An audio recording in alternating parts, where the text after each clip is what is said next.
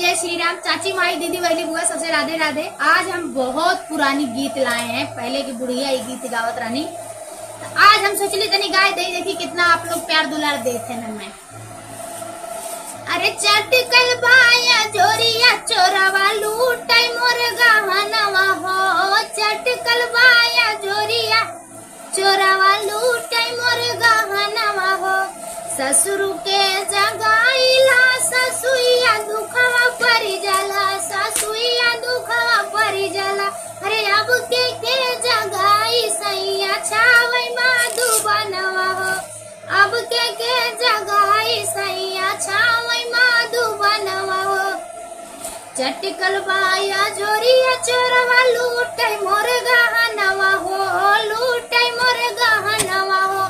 अब के जगाई सैया छावई माधुबनवा हो, अब के जगाई सैया छावई माधुबनवा हो।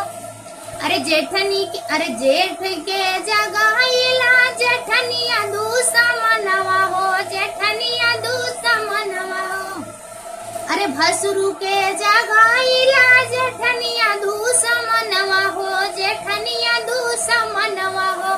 अब के जगाई सैया ना बची परनवा हो, अब के जगाई सैया ना बची परनवा हो।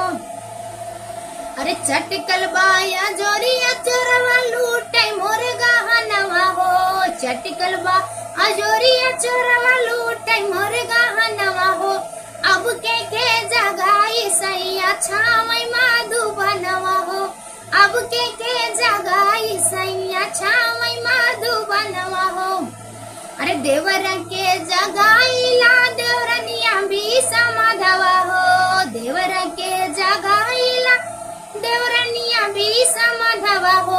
अब के जगाई सैया छावई माधुबनवा हो, अब के जगाई सैया ना बची परनवा हो, अब के जगाई राजा ना बची परनवा हो।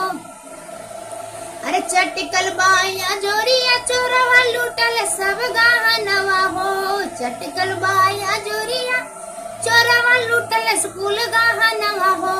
अब के जगाई सैया छावई माधुबनवा हो, अब के जगाई राजा छावई माधुबनवा हो।